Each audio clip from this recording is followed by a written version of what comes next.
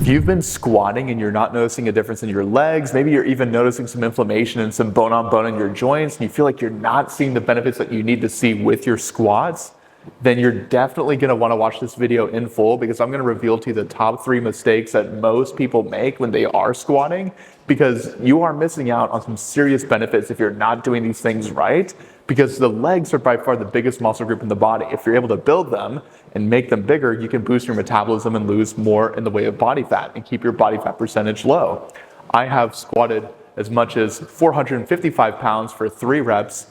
That's the most I've ever done, and I had to do a lot of different things up until that point to make sure that my squat was the best it possibly could be. So stick around to the end, because you're going to want to listen to each and every one of these mistakes, especially the last one, because if you don't dial each one of these things in, your squats are going to continue to be subpar, and you're still going to notice inflammation. So for the first most common mistake that most people make is that they drive through their heels, right? So if I'm doing a squat and I start to move my hips back, right? I'm bending my knees, and then all of a sudden, all my force is going to come from behind me, right? All through my heels.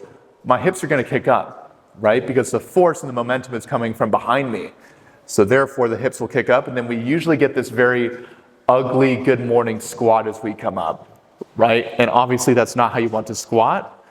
You don't, especially if you're doing something that's a barbell squat or even a goblet where you have a dumbbell in front of you, you put all this stress on your low back just because you're driving through your heels. Now, this is what you should do instead. We have 3 points of balance, right? So if we take a look at my foot here, I have my big toe, I have my pinky toe, and then I have my heel, right? We want all 3 of those points to be fully connected to the floor. Now, if I drive through my heel, that's exactly what we want to do if we're going to do a broad jump, if I want to propel myself forward, right? So if I put all my force from my heels, I do this ugly good morning squat, that's what I want to do if I want to jump forward, but we want to come straight up, right? And keep all 3 of those points of balance fully connected to the floor.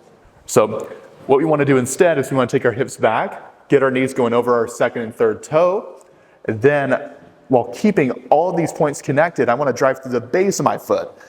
So right in the middle. So that way we find that medium to keep all these points connected, and I come straight up.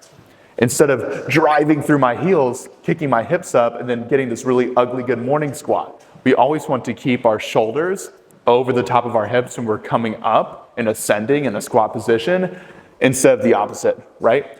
Driving through the base of the foot, keeping all points of contact fully connected to the floor, and then coming up, right? So that's the first most common mistake. Driving through your heels instead of driving through the base of your foot. Now, second most common mistake that people make when squatting is that their stance is not on point. They don't even test what stance is best for them, right? So 80% of the people of the population, right, squat much better with their toes slightly pointed out. And the reason for this is most people have what's called retroversion, where their femur, this big bone here connected to the knee and the hip bone, is aligned outward with their pelvis, right? So if we just force ourselves to squat with our toes pointed forward, our femur is aligned straight forward instead of outward, right? So we're going to get a lot of bone on bone tension, and we're most likely not going to get the depth that we want either, right? So whenever you are somebody that usually walks with their toes pointed out, or maybe you squat a little bit better with your toes pointed out as well, what you could do to test this, to know for sure which stance works best for you, you could just get into a seated position, see how far you're able to move your foot to the inside of your body, right, versus the outside. For me personally, I'm much more limited on the outside, right, but I have all this mobility to move it to the inside. The more you can move your foot to the inside, the more external rotation you have in this hip, meaning that it's rotating outward, right? You're more mobile moving your hips out this way. But I'm more limited moving it more towards the inside, right? And you can even do this test in the prone position where your stomach is on a bench or on the floor, whatever it may be, but it's the exact same test, right? Doing the seated position should be enough. Now, if that's you, if you have more mobility moving your foot to the inside versus the outside, you most likely squat best with your toes slightly pointed out because you have more mobility externally rotating this hip, right? So if you watch me, right, that's my anatomy essentially. I'm able to squat much better with that depth. I'm able to squat much better with my toes slightly pointed out, but the moment I point them in, the mobility is not there. My heels start to disconnect. I can't get full range of motion. It's hard to get the parallels. It's a much more difficult squat versus having my toes slightly pointed out. So you can do that test to see which one works for you. You may be the opposite, where you're 10 to 20% of the population, where you have a lot of mobility moving your foot to the outside versus the inside. And that means you have anteversion, where you would squat a lot better with your toes pointed forward because your femur aligns straight forward with your pelvis. So very simple test that you can do to find out what stance works best for you. That's really going to improve the quality of your squats. Now, number 3, this is a big bonus, is squatting without shoes, right? You notice the whole time as I was filming this video here, I was squatting without my shoes on. That's because I'm able to grip the floor with my toes and really get that mobility in my toes by having the flexibility and the ability to move them out and fully spread them out. We want to grip the floor and widen them out as much as we possibly can when we're getting into a squat versus having them fully condensed, essentially, with our shoes on. If I were to take my sole here out of my shoe, these typical Nike Air Maxes, right?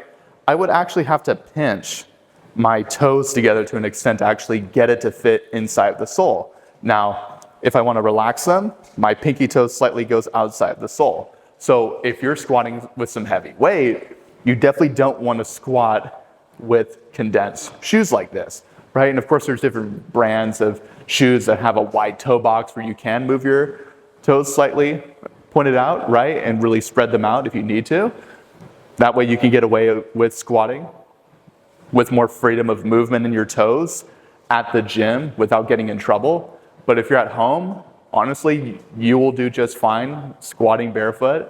So that way you can actually grip the floor more and actually improve the quality of your squats, right? Because if I'm squatting with super heavy weight and I have to pinch my toes together, it's going to be a much lower quality squat. And the likelihood of me coming up with full strength of my legs is not going to be as likely as me being able to grip the floor completely, right? So that's basically it for this video. Those are the top 3 mistakes that you're most likely making when squatting. If you like this, feel free to leave a like, comment, and let me know if you want me to make more videos like this in the future.